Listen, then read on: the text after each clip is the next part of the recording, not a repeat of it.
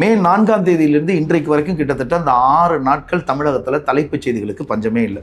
சொல்லப்போனால் இந்த பரபரப்புக்கு இடையில இந்தியாவில் எப்போதோ களை கட்டி இருந்த ஐபிஎல் ஃபீவர் இருக்கு இல்லையா, அதனுடைய வியூவர்ஷிப் 20 மடங்கு தமிழகத்தில் குறைஞ்சிருக்குன்னு சொல்றாங்க. தாவேகாவினுடைய தலைவர் விஜய் 108 இடங்களை கைப்பற்றிய நிலையில பெரும்பான்மையை நிரூபிப்பதற்கு 118 இடங்கள் தேவை. அந்த மிச்சம் இடங்களை யாரை கொண்டு ஒரு நிரப்ப போகிறார் அப்படிங்கிற கேள்விதான் $1 மில்லியன் கேள்வியா கடந்த சில நாட்களாக இருந்துச்சு. அவருக்கு யாரு ஆதரவு தர போறாங்க, எப்படி ஒரு பெரும்பான்மையை நிரூபிக்க போறாரு, எப்படி ஆட்சியை கைப்பற்றி எப்படி இவர் தமிழகத்தினுடைய முதல்வராக மாறப்போகிறார் அப்படிங்கிற கேள்வியும் விவாதங்களும் பயங்கரமா அனல் பிறந்துச்சு கடந்த சில நாட்களா தமிழ்நாடு முழுக்க. இந்த சூழல்ல தாவேகாவிற்கான தன்னுடைய ஆதரவை காங்கிரஸ் பகிரங்கமா அறிவிச்சு, ஏற்கனவே திமுகவோடு கூட்டணியிலிருந்து தேர்தலை சந்தித்த காங்கிரஸ் இப்போது தாவேகாவை ஆதரிக்கிறது அப்படிங்கிறது அரசியல் முரணாக பார்க்கப்பட்டுச்சு. நிறைய விமர்சனங்களுக்கு ஆளாச்சு காங்கிரஸ் முறையாக முன்னாள் முதல்வர் ஸ்டாலினிடம் அந்த கூட்டணியினுடைய தலைவராக அவர்கிட்ட ஒரு மரியாதை நிமித்தமாக கூட நாங்கள் விலகிறோம், இப்படி ஒரு சூழல்ல இருக்கோம், இந்த நேரத்தில் நாங்கள் போய் விஜய்க்கு சப்போர்ட் பண்ணணும்னு எந்த விதமான பேச்சுவார்த்தையும் நடத்தாம அப்ரப்டா அந்த கூட்டணியை அப்படியே முறிச்சுக்கிட்டு வெளியில தாவேகாவுக்கு ஆதரவு கொடுத்தாங்க. இது ஒரு புறம். அடுத்ததாக திமுக கூட்டணியில் இருந்த விடுதலை சிறுத்தைகளாக இருக்கட்டும், கம்யூனிஸ்ட் கட்சிகளாக இருக்கட்டும், முஸ்லீம் லீக் கட்சியாக இருக்கட்டும், இவர்களுடைய ஆதரவு இருந்தால் மாத்திரம்தான் விஜய் அவர்கள் ஆட்சி அமைக்க முடியும் அப்படிங்கிற ஒரு சூழல் இருக்கும் பொழுது இந்த 4 கட்சிகளும் திமுக தலைவர் ஸ்டாலின் அவர்களை நேரடியா சந்திச்சு இருக்கிற கள நிலவரத்தை எக்ஸ்பிளைன் பண்ணி, நாம இப்போ தாவேகா ஆட்சி அமைப்பதற்கு ஆதரவை கொடுக்கலன்னா ஒருவேளை தமிழகத்தினுடைய பிடி பாஜகவின் கைகளுக்கு போவதற்கு நிறைய வாய்ப்புகள் இருக்கு, அதற்கு நாம அனுமதிக்க கூடாது, எனவே இமீடியட்டா நாம ஆதரவு கொடுக்க வேண்டிய நிர்பந்தத்துல இருக்கோம் அப்படிங்கிற நியாயத்தை அவங்க புரிய வச்சாங்க அப்படின்னு தான் நினைக்கிறேன். இதை தாண்டி இன்னொரு செய்தி ரொம்ப பரபரப்பா பேசப்பட்டு இருந்துச்சு. என்ன அப்படின்னா, யாரும் நம்ப முடியாத ஒரு செய்தி, ஒரு வதந்தி அப்படின்னு தான் சொல்லணும். அதிமுகவும் திமுகவும் ஒன்றாக கூட்டணி அமைத்து எடப்பாடி அவர்களை முதலமைச்சர் ஆக்க போறாங்க அப்படின்னு ஒரு செய்தி பரவிக்கிட்டு இருந்துச்சு.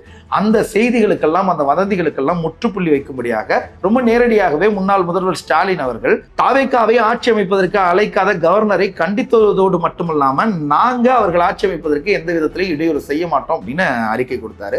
அங்க அந்த வதந்திக்கு ஒரு முற்றுப்புள்ளி கிடைச்சது. இந்த சம்பவத்தின் மூலமா அரசியல் களத்துல ஸ்டாலின் அவர்களுடைய பெருந்தன்மையும் அரசியல் நாகரிகமும் ரொம்ப அழுத்தம் திருத்தமா பதிவு செய்யப்பட்டுச்சு. இது ஒரு புறம் இருக்கட்டும். இந்த நேரத்தில் நாம் இன்னொரு விஷயத்தையும் ரொம்ப நுட்பமா கவனிக்க வேண்டிய சூழல்ல இருக்கும். தாவேகாவினுடைய தலைவர் தனக்கு பெரும்பான்மை வேணும் அப்படிங்கிற ஒரு சூழல்ல இருக்கும்போது கூட அவர் என்டிஏ கூட்டணியில இருந்த வேற எந்த கட்சியோடும் பேச்சுவார்த்தையே நடத்தல. அவர்களிடம் அவர் கோரிக்கையும் வைக்கல, எனக்கு நீங்க ஆதரவு தாங்க அப்படின்ற மாதிரியான கோரிக்கையும் வைக்கல. இதை பார்க்கிற பொழுது விஜய் அவர்கள் வரவிருக்கிற அடுத்த 5 ஆண்டுகள் முழுக்கவே ஆன்டி பிஜேபி மைண்ட் செட்ல தான் தன்னுடைய ஆட்சியை நடத்துவாரோ அப்படிங்கிற ஒரு யோசனை வருது. அது நடந்தால் தமிழகத்திற்கு பாதுகாப்பு, அப்படி நடக்குதா அப்படிங்கிறத நம்ம பொறுத்திருந்து தான் பார்க்கணும். இப்படியான ஒரு பரபரப்பான சூழல்ல என்னுடைய எம்எல்ஏ, என் கட்சியில் இருந்த ஒற்றை எம்எல்ஏவையும் காணல அப்படின்னு சொல்லி அமமுகவினுடைய தலைவர் தினகரன் அவர்கள் கவர்னர்கிட்ட ஒரு புகாரை கொடுக்கிறார். அந்த புகார் கொடுக்கப்பட்ட சில மணி நேரங்கள்ல காமராஜ் வெளியில வராரு. அவர் வெளியில வந்ததுக்கு பிறகு அவர்கிட்ட கேட்கும்போது அவர் என்ன சொல்றாரு அப்படின்னா, நாங்க தாவேகாவுக்கு ஆதரவு கொடுத்ததாக வழங்கப்பட்ட அந்த கடிதம் பொய்யானது, நாங்க ஒருபோதும் தாவேகாவிற்கு ஆதரவு கொடுக்கல அப்படின்ற ஒரு கருத்தை அவர் முன்வைக்கிறாரு.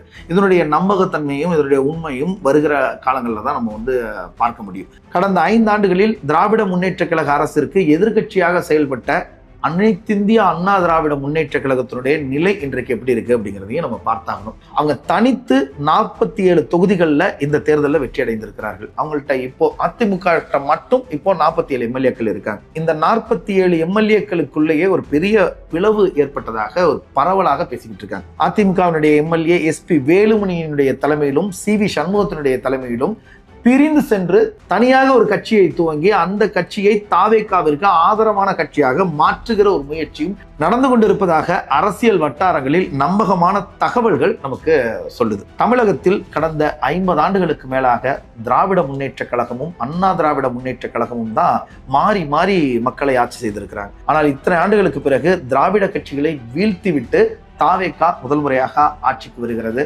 விஜய் முதல்வராக போகிறார். யாரின் துணையோடு? காங்கிரசின் துணையோடு, விடுதலை சிறுத்தைகளின் துணையோடு, கம்யூனிஸ்டுகளின் துணையோடு, முஸ்லீம் லீக் கட்சியின் துணையோடு.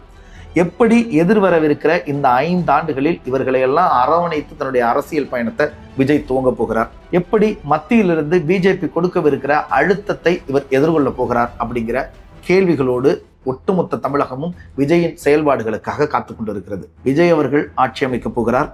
எதிர்க்கட்சியாக திராவிட முன்னேற்ற கழகம் களத்தில் நிற்கிறது. திராவிடத்தின் சித்தாந்தங்களை தங்களுடைய இதயங்களில் தாங்கி இருக்கிற விடுதலை சிறுத்தைகளும் கம்யூனிஸ்டுகளும் எதிர்காலத்தில் இருக்கிறார்கள்.